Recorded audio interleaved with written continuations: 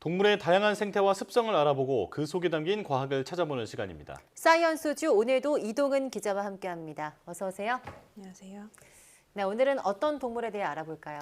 네, 오늘 이야기 나눠볼 동물은 펭귄인데요. 이 귀여운 생김새와 걸음걸이 때문에 이 많은 주목을 받는 동물이죠. 네. 펭귄은 뭐 더운 지역인 남미 갈라파고스부터 추운 지역인 남극 대륙까지 남반구에만 모두 18종이 살고 있습니다. 네. 네. 그런데 펭귄 하면 우선 날지 못하는 새라고 알려져 네. 있잖아요. 또 어쩌다가 펭귄이 새인데 날지 못하게 된 건가요? 네, 뭐 말씀하신 대로 펭귄은 조류가 맞지만 날 수는 없습니다. 이 과거에는 펭귄도 하늘을 날면서 이 물로 하강해서 물고기나 오징어를 사냥했던 것으로 알려졌는데요. 네. 남극이 형성되기도 전인 6천만 년 이상 전에 이 비행 능력을 잃으면서 잠수 능력을 갖추게 된 겁니다. 이 과정에서 펭귄의 날개는 딱딱하고 평평한 물갈퀴 모양으로 변형이 됐고요. 이 날개깃은 물을 차단하는 물질을 생성을 하면서 방수 역할을 하게 됐습니다. 또 이 가슴뼈가 마치 지느러미처럼 이 물속에서 움직이기 편하도록 변하게 된 거죠. 네, 그러니까 원래 갖고 있던 비행 능력 대신 물속에서 더 잘 활동할 수 있도록 진화했다는 건데요. 이렇게 펭귄이 좀 잠수 능력을 더 키워야만 했던 이유가 있을까요? 네, 과거의 과학자들은 펭귄이 하늘을 날지 못하는 이유에 대해서 이 땅 위에 천적이 별로 없기 때문에 굳이 펭귄이 하늘을 날 필요가 없었기 때문이다 이렇게 추정을 했습니다. 그렇지만 연구 결과 펭귄의 진화에는 나름의 과학적인 이유가 있었는데요. 네. 펭귄의 친척벌인 바다 오리를 대상으로 연구를 해봤더니 잠수할 때의 에너지 소모가 아주 적은 반면에 하늘을 날 때는 어마어마한 에너지 소모가 필요한 것으로 나타났습니다. 이 하늘을 나는 능력과 잠수 능력을 모두 가진 바다 오리처럼 펭귄도 이 두 가지 능력을 모두 쓰다가 어느 순간에 에너지 소모를 줄이는 방향으로 진화를 하게 된 거죠. 한마디로 이 펭귄에게 하늘을 나는 것은 효율성이 떨어지는 그런 행동이었고 이런 능력을 포기하는 대신에 잠수에 주력해서 먹이를 잡아먹게 되면서 날개도 점점 작아지는 쪽으로 변화하게 된 겁니다. 네, 그러니까 비행 대신 수영을 선택했던 이유가 있었군요.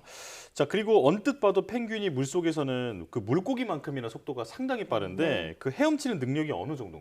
이 실제로 펭귄은 물속에서 시속 35km에서 40km까지 헤엄을 칠 수 있습니다. 예. 이 펭귄의 날개는 새보다 짧고 평평한 모양인데 털이 비늘처럼 가는 모양으로 덮여 있어서 피부와 물 사이에 공기를 모으는 것이 가능합니다. 예. 그래서 이 헤엄칠 때 물과의 마찰을 줄일 수가 있는 거죠.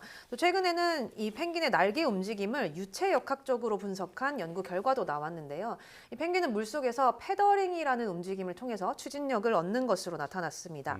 이 패더링이라는 게 보통 헬기 같은 회전익 항공기가 프로펠러를 비행 방향의 수직 방향으로 만들어서 저항은 줄이고 더 멀리 날 수 있도록 하는 건데 네. 펭귄은 날개 각도를 아주 미세하게 조정하는 패더링을 통해서 물속에서 추진력을 얻을 수가 있는 겁니다.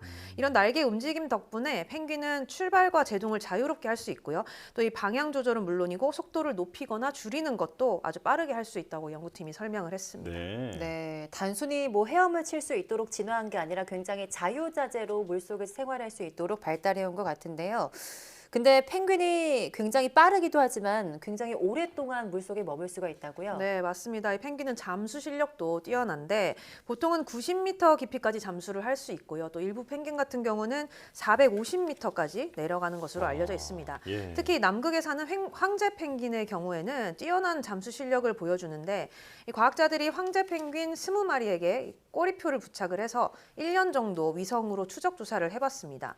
그랬더니 이 펭귄들은 모두 9만 6천 번 이상 잠수를 했고요. 잠수 시간은 최대 32분까지도 가능한 것으로 나타났습니다. 아, 32분이면 정말 오랫동안 잠수할 수 있는 건데 네. 사실 이게 폐로 숨 쉬는데 어떻게 이렇게 잠수를 할 수 있는 건가요? 네, 이렇게 펭귄이 잠수를 잘 할 수 있는 것은 혈액 속에 있는 산소를 효율적으로 조절하기 때문인데 황제 펭귄의 물속에 오래 머물기 위해서 심장 박동을 분당 3회 수준으로 낮춘다고 합니다.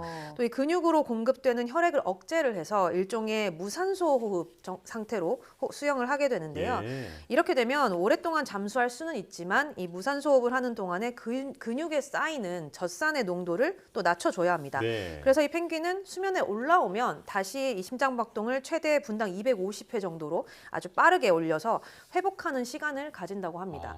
또 이렇게 펭귄의 잠수에는 사람과도 닮은 점이 있는데요. 사람도 깊은 물에 들어갔다가 급하게 올라오면 물속에 있는 질소가 다 빠지지 않아서 잠수병이라고 부르는 감화병이 나타나게 되죠. 네네. 네네. 이 때문에 물속에서 올라올 때 아주 느린 속도로 천천히 올라와야 하는데 펭귄도 마찬가지로 이런 증상이 나타난다고 합니다. 그래서 펭귄은 이런 잠수병 증상을 피하기 위해서 수면에 도착하기 전에 바닷속에서 잠시 멈춘 뒤에 비스듬한 각도로 아주 천천히 위로 올라온다고 합니다. 네. 과거에는 뭐 하늘을 날던 그런 펭귄이지만 이제는 좀 어떤 동물보다도 바다 생활에 굉장히 효율적으로 하고 있는 것 같아요. 네, 맞습니다. 펭귄은 또 이 바다와 밀접한 관계를 맺으면서 사는 동물이기도 합니다. 이 지난 시간에 하마에 관해서 이야기를 하면서 하마의 배설물이 물에도 영향을 준다 네. 이런 이야기를 했었는데요. 네. 펭귄은 바닷물에 이익을 주는 동물입니다.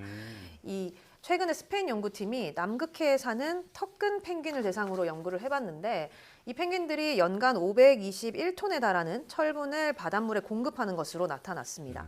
이 남극해에는 연간 100억 톤의 탄소를 흡수해서 바닷속에 잡아두는 일종의 탄소 저장고 역할을 하는데요. 공기 속에 이산화탄소를 흡수를 해서 광합성을 하는 역할을 식물 플랑크톤이 하게 됩니다. 네. 그런데 남극해의 찬 바닷물에는 식물 플랑크톤이 자라는데 꼭 필요한 철분이 부족한 편인데 네. 동물들의 배설물이 이걸 공급해준 역할을 하는 거죠. 그동안은 이 수염고래가 배설물을 통해서 바닷물의 철 순환을 돕는다는 것으로 알려졌는데 펭귄 역시도 그만큼 중요한 역할을 한다는 사실이 일본에 알려지게 됐습니다. 특히 턱근 펭귄의 같은 경우는 먹이의 90% 이상이 크릴이기 때문에 배설물의 철분 함량이 굉장히 많고요. 펭귄 서식지 주변의 바닷물 철 농도를 보면 먼 바다보다 3,000배 정도 높았다고 연구팀은 설명을 했습니다. 그렇군요. 참 배설물이 어떤 다른 생물에게는 꼭 필요한 영양분이 된다라는 게 참 네. 생태계는 신비하다는 생각이 듭니다. 자, 그리고 펭귄 하면 무리 생활을 하는 것으로 아주 유명하잖아요. 네, 맞습니다. 이 펭귄은 대표적인 무리 집단 생활 동물이면서 사회적 동물로도 알려져 있습니다. 네. 우리가 흔히 아는 이 허들링 같은 경우를 예를 들 수 있는데 예. 펭귄들이 혹한을 견디기 위해서 서로 이렇게 뭉쳐 있다가 바깥쪽에 있는 펭귄들의 체온이 떨어지면 안쪽으로 이렇게 서로의 위치를 바꿔주는 행동이죠. 아, 네. 이렇게 한겨울 추위를 무리가 서로 도와가면서 견뎌내는 건데 또 이 펭귄은 무리 속의 다른 펭귄들한테 지속적으로 관심을 보이기도 하고요. 또 감정을 드러내기도 한다고 합니다. 이 암컷 펭귄의 경우는 자신의 새끼를 잃게 되면 다른 어미의 새끼를 도둑질하는 습성이 있습니다. 예. 보통은 이 번식을 위한 어떤 본능이라고 보기도 하는데 펭귄의 경우는 순전히 감정적인 이유 때문이라고 알려져 있습니다.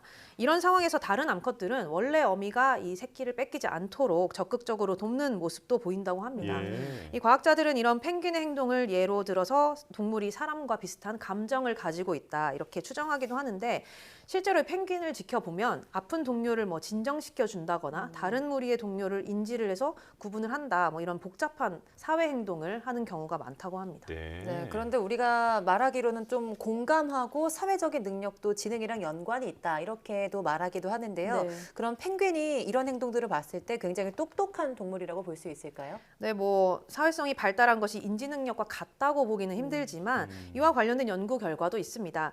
이 남극 아델리 펭귄을 대상으로 거울 테스트를 해봤는데 네. 펭귄 중에서는 이 아델리 펭귄이 처음으로 거울 속에 있는 자신의 모습을 어느 정도 알아봤다고 합니다. 네. 이 보통 동물 행동학에서 거울 테스트는 자기 인식 능력이 있는지를 확인하기 위한 건데 이 테스트를 통과한 동물이 침팬지나 뭐 이런 유인원을 비롯해서 코끼리, 뭐 돌고래, 까치 등과 같이 소수에 불과하다고 합니다. 근데 인도 연구팀이 펭귄이 사는 곳에 가로 24cm, 세로 36cm의 거울을 세워놨는데 네. 아델리 펭귄이 처음에는 별다른 관심을 보이지 않았다고 합니다. 그런데 이 판지로 이 입구만 뚫어놓고 세면을 막은 상태에서 거울을 안에 세워놨더니 펭귄이 그 안에서 자기 모습을 확인하는 것처럼 몸을 흔들었다고 하는데요. 네. 특별히 뭐 그 거울에 다가서거나 공격하려는 행동을 보이지 않는 것으로 봐서 다른 개체로 여기지는 않는다 이렇게 판단을 했다고 합니다. 또 이 얼굴 부분을 스티커로 가려뒀더니 펭귄이 이 스티커를 떼기 위해서 부리로 쪼기 시작했다고 하는데요. 예. 거울에서 자기 얼굴이 사라지니까 이 방해물을 제거하려는 행동으로 볼 수 있다 이렇게 연구팀이 설명을 했습니다. 하지만 이 펭귄들은 목에 턱받침을 달아줬더니 제거하려는 행동은 보이지 않았다고 하는데요. 거울에 비친 자기의 모습에서 특이점을 발견하지 못했기 때문에 마지막 실험은 통과하지 못했다고 합니다. 이 연구팀은 아델리 펭귄이 부분적으로는 자기 인지 능력이 있는 것으로 보였다라고 밝히면서 집단 번식지에서 사회적으로 좀 복잡하고 서로 연결된 삶을 살기 때문에 어느 정도는 자기 존재를 감지하고 또 이 주관적인 자기 인지 능력을 갖게 됐을 것이다. 이렇게 분석을 했습니다. 네, 자 오늘은 펭귄에 대해서 흥미로운 사실들 많이 알아봤는데요. 최근 펭귄이 많이 사라지고 있다는 소식이 잇따르고 있는데 오래도록 볼 수 있었으면 좋겠습니다. 자 이동훈 기자와 함께했습니다. 고맙습니다.